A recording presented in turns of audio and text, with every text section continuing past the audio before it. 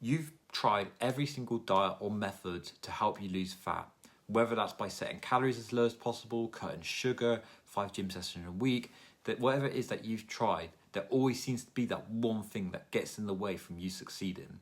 And they come in the form of a packet of biscuits in the cupboard, the rogue handful of sweets left on the side at work, or that last packet of crisps ready to be eaten.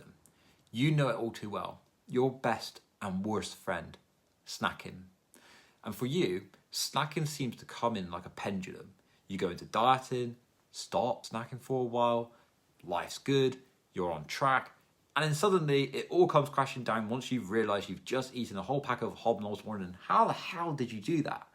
And at this point, especially with all the diets you've attempted, you're probably at a point where you're thinking, this is a me thing. No one else experiences this.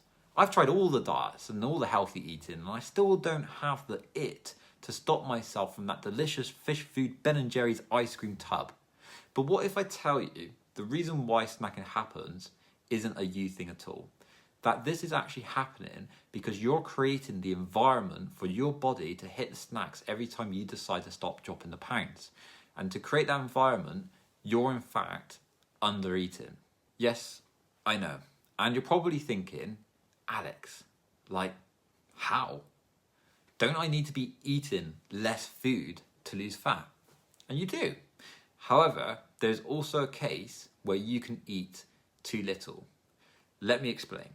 See, your body only really cares about a few things in life, and that is warmth, shelter, and food. And one thing to remember as well is your body is separate from your brain and how you think and how you feel. It has certain things it needs to tick off each day, and it really only cares about that. It doesn't care that you're going to watch Game of Thrones for the 17th time this week, and it certainly doesn't care if you get angry at yourself when you randomly order the Frappuccino with extra caramel when you hit Starbucks when you were meant to be getting that flat white instead. And with the food side of things, your body only really cares about two things. Energy, which comes from the total calories that you eat, and feeling full, which comes from feeling physically full, so filling up your stomach, or emotionally full, what I call hitting the spot. Now, if you've gone really low with your deficit, say below 1,200 calories, or decided to cut out carbohydrates, or tried to train super hard and burn off all the fat, doing all this, it might seem like the right thing as you're creating the mechanism for fat loss.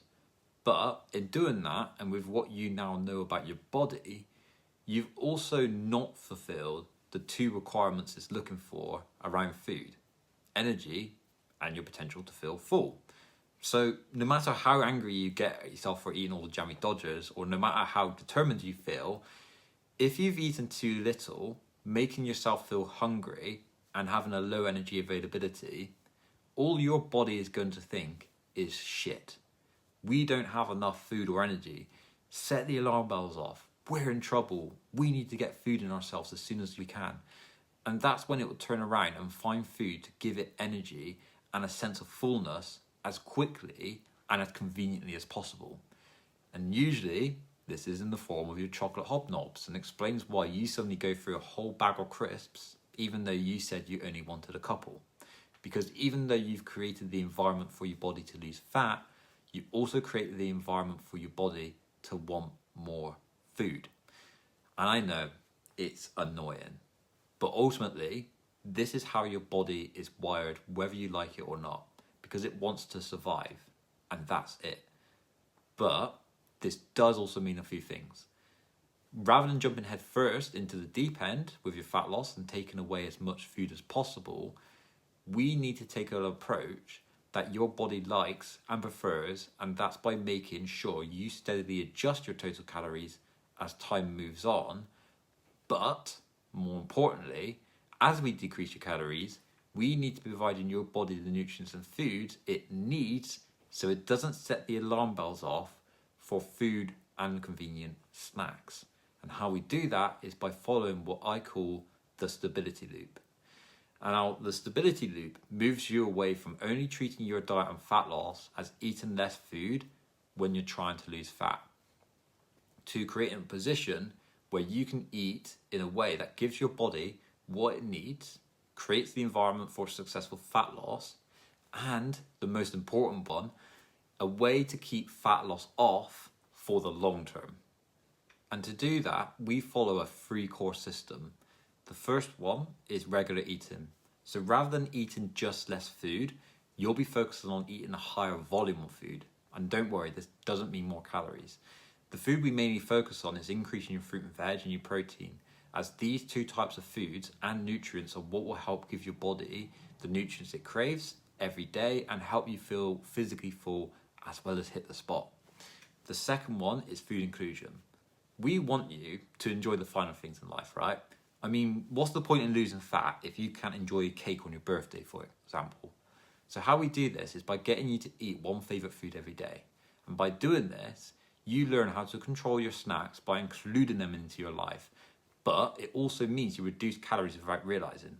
Because rather than eating the whole pack of hobnobs and thinking, how on earth did that happen? You're moving to having a couple, satisfy a need, and move on with your knitting or whatever it is that you do. And the last one is eating for life. This one is more of a mindset shift.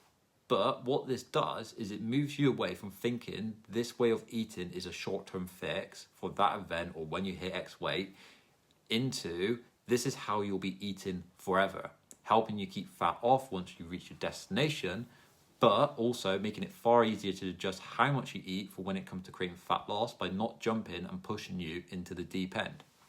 And what you'll find overall, snacking, the big thing that chucks you off course, will be controlled and calmed down massively.